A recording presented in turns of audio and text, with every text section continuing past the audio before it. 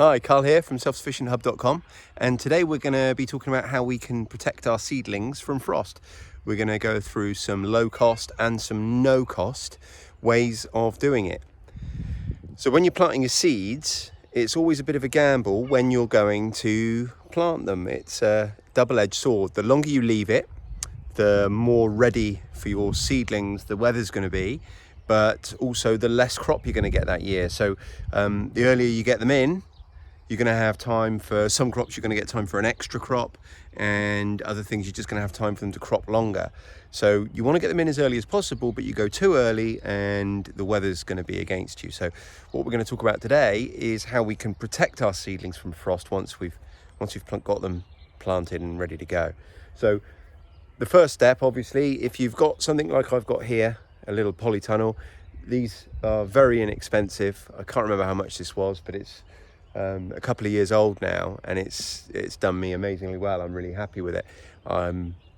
So I'd be surprised if it cost more than £100, if I'm honest, and if it did, not much more. But as you can see, here's where I do all my early planting, where I get most of my seedlings in and ready. So this in itself obviously is one way to protect your seedlings from frost, is you put them in a polytunnel. But who's lucky enough to have something like this, I also want to do two things. I want to have more seedlings than I can fit in there, but I also want to plant some direct out as well. And now they're ready, they're going to start struggling with this heat, so I'm going to want to get them out anyway. So once we've got our seedlings out and we've got them in the garden, so this is my veggie plot behind me here. I've got it set up into four separate plots so that I can rotate the crop, and each plot has a path up the middle. And once we've got our crops out, we're still going to be getting frost here, possibly for a couple of weeks, so we need to be able to protect them. So I've just got here to show you three different ways of doing it now, or four different ways of doing it actually. One is very, very cheap, and the other three are free. So we'll start with the cheap one, and that is a bought row cover. Now this here cost me £1. In the UK, they're in what we call the pound shops. In America, I'm sure you call them the dollar store. Whatever you want to call them, they're available incredibly cheaply. And again, this will be the third year I've used this, so it's not a throwaway product if you look after it. I mean, it's not going to last forever, I'm aware of that, but I think the cost versus the longevity and the waste and the carbon footprint and everything, I think it's worth it. So it's literally a series of 4 hoops, and you put each hoop in the ground.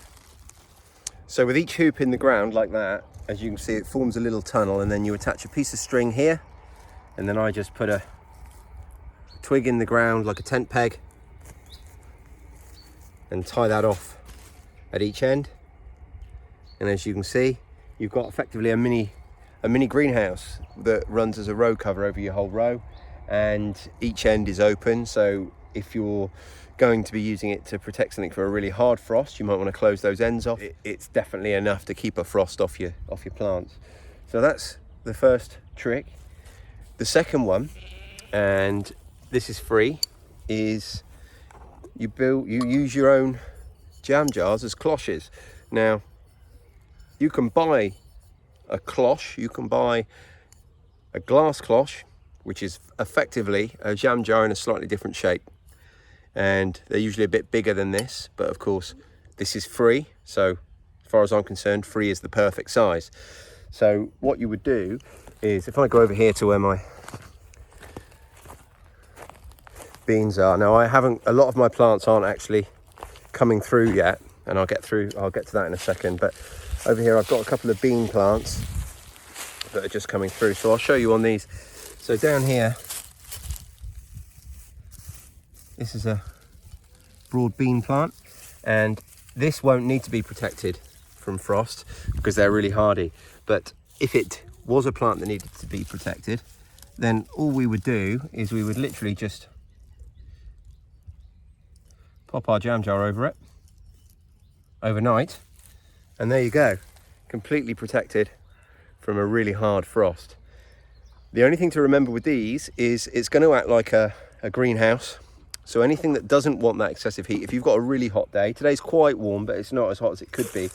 If you've got an unseasonably hot day, then some of your leaves will scorch. So you want to take it back off again in the day, especially if it's really hot, and that will be variant on your plant. So, you know, do a bit of research on the types of plant you have. The other thing to bear in mind is that it's not going to have access, the leaves, to the moisture in the atmosphere. So they're going to scorch a little bit more readily in here than they might otherwise. So this really is a frost protection measure. You don't put it on just for, you know, for as a permanent thing day and night. So you put it on when there's going to be a frost overnight. The next thing I want to show you is, and I'll show you on the same plant, is also free, and that works on a similar principle to the jam jar, and it's just a plastic bottle where you cut both ends off. I use this every year very specifically for peas, but you can use it for anything. I would normally have it a bit longer, but this is the only one I could find when I quickly decided to make this video. So take off the label, and if they're a bit longer, then so much the better. And then when I'm planting peas, if I want to direct sow my peas, and peas are frost tender, so they will need protecting, and if I want to direct sow them, then even if every risk of frost had passed, if I was putting in some late peas for whatever reason, when, you know, in the middle of summer, I would still use these. Two reasons. So one is they're going to add an element of frost protection. So once that's down there, and I just dig the edges into the ground slightly and then put my mulch back round. So it does offer some frost protection, not as much as the jam jar. So bear in mind the lid's, the top's open, so it won't protect you from a very, very heavy frost, but you can always put some straw or something over the top if that's the case. But the reason I do it for my peas specifically, and beans, is because pigeons and mice, they love to eat your peas. So what you're thinking of as a seed, a pigeon is watching you plant and he's going to come along and just eat it the second you're gone. So this helps to protect it from pests as well. So this is a dual purpose cover. This is great. And the last piece of frost protection I wanted to talk to you about is the reason you can't see many of my plants at the moment, apart from the odd weed which need pulling, and that's mulch. Up through here, there's a layer of grass, just dried lawn mowing, and I'm using that as a frost protection on my, let's have a look, cauliflower. So I've got a row of cauliflower that I've set to seed under here, and when all the risk of frost has gone, I'll probably just make sure that they're all coming through okay, but they'll all have been sown direct. At the back there, I've got a patch of Brussels sprouts again with lawn mowing mulch.